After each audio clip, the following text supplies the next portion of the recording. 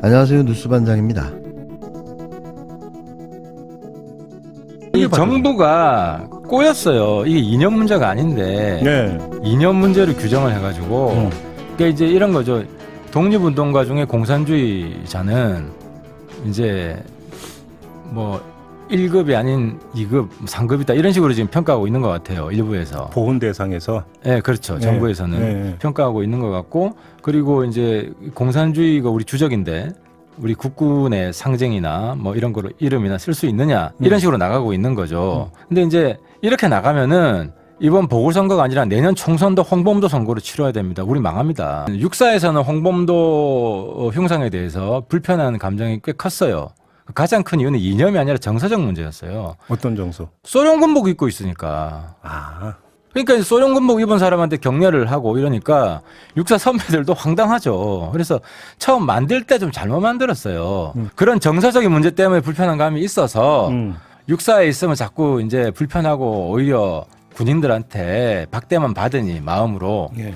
이걸 독립기념관에 올려서 더 잘 선양하자. 그러니까 홍범도 장군을 더 잘 모시기 위해서 옮긴다 이런 논리였다면 어느 정도 설득력이 있었을 거고, 이게 지금 보니까 박민식 장관 논리예요. 보훈부 장관. 이런 논리를 펴고 있는데 그게 아니라 공산주의자라서 안 된다 이렇게 하니까, 아니 40년대 공산주의는, 소련 공산주의는 친미였고 반일이었고, 그리고 뭐 지금도 베트남 공산당은 친한이에요. 반북이고. 그렇죠. 아, 그래, 무슨 공산주의자라고. 그리고 사실 뭐 북한이 공산주의입니까? 공산주의자가 제일 혐오하는 게 세습이에요. 그렇죠. 그러니까 이런 좀 이상한 지금 상황이 된 거죠. 완전히 지금 아무튼 온 국민의 웃음거리가 돼요, 이게. 여기서 자꾸 홍범도 키우면은 정말 아니, 근데 감당이 안 됩니다. 우리 당 지도부가 나서야 돼요. 아니, 이제 목소리 큰 분들이. 그러니까 주로 군 출신 분들은 그러니까 이제 군인들 정서가 있어요. 왜 소련 군복 입고 있는 사람이 육사에 있느냐. 이런 정서 때문에 강경해요. 그건 전 이해는 하는데 그건 이념 문제가 아니라 정서다. 그러면 그러니까 강경파 중에 강경파가 신원식 의원이잖아요. 강경하죠. 예. 근데 오늘 보도 보니까 신원식 의원이 뭐 차기 국방장관 얘기가 나온다고 보도가 나오던데 어떻게 생각하세요?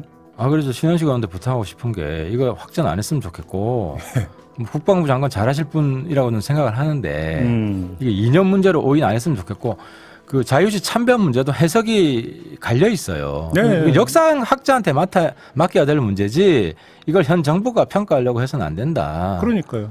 지금 들으신 방송 내용은 5일 MBC 김종배의 시선집중에 출연한 하태경 국힘당 의원의 발언입니다. 현재 벌어지는 홍범도 흉상 이전 논란과 관련해 태어나서 처음 듣는 하태경 의원의 옳은 소리였는데요. 살다 보니 이런 날도 오나 싶습니다. 하지만 결국 그의 논리는 이런 식으로 하면 내년 총선에서 패배할 수 있다는 말이었는데요. 잘못된 내용을 지적한다기보다 자신들의 이익과 권력을 위해 내부를 향해 쓴소리를 한 거죠. 본인도 위기감을 느끼고 있는 겁니다. 그런데 어쩌죠? 그의 걱정과 우려는 극우보수 똥별 출신 신원식 국힘당 의원의 국방부 장관 내정설로 현실이 되어버렸으니 말입니다. 윤석열 대통령이 교체를 검토하는 이종섭 국방부 장관의 후임으로 복수의 인물이 거론되고 있는데요. 이 가운데 국힘당 신원식 의원이 가장 유력하게 검토되고 있는 것으로 알려졌습니다. 군내 주요 보직을 거친 삼성장군 출신의 신 의원은 최근에 홍범도 장군 흉상 이전을 강하게 주장하고 있는데요. 여권 관계자는 4일 신 의원은 국방부 장관에 언제든 발탁돼도 이상하지 않는 인사라고 평가했습니다.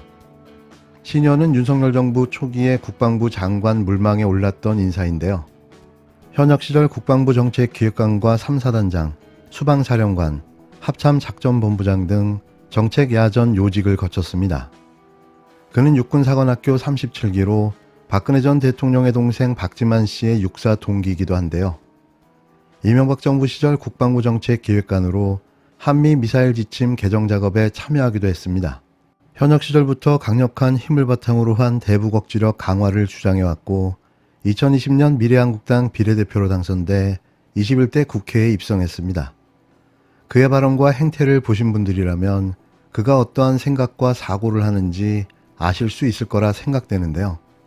수준이 참담합니다. 신 의원은 지난해 국정감사에서 홍범도 장군 흉상 관련 문제를 제기했고 최근에도 흉상 이전의 당위성을 강하게 제기하고 있는데요. 다만 신 의원이 유력한 국방부 장관 후보로 오르내리고 있지만 검증 결과를 더 지켜봐야 한다는 신중론도 제기되고 있습니다.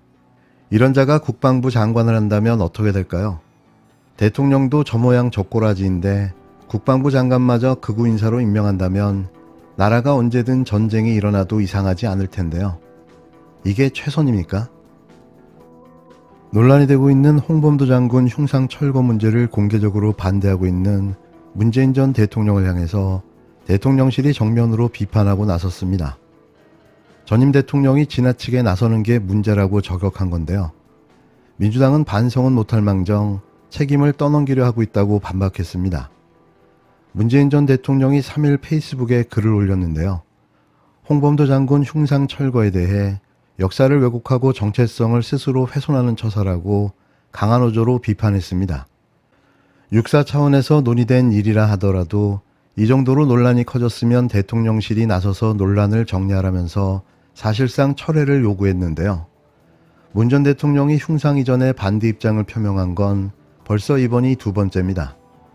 일주일 전에는 철거 움직임에 깊은 우려를 표한다, 숙고해 주길 바란다는 입장을 밝혔는데요. 발언 수위를 높여 재차 공개 발언에 나선 겁니다. 앞서 윤석열 대통령은 흉상 이전에 대해 비공개 석상에서 어떤 것이 옳은 일인지 생각해 봤으면 좋겠다라고 자신의 의견을 밝힌 것으로 전해졌는데요. 육사 흉상 이전 방침을 확정했지만 사회적 갈등이 계속되는 상황에서 현직 대통령을 향한 전임 대통령 요구에 대통령실은 불쾌감을 강하게 드러냈습니다. 대통령실이 나서지 않는 게 문제가 아니라 전직 대통령이 지나치게 나서는 게 문제라며 정면으로 반박한 건데요. 민주당은 헛다리 역풍을 면피하려고 전직 대통령을 다시 끌어들인다고 맞받았습니다.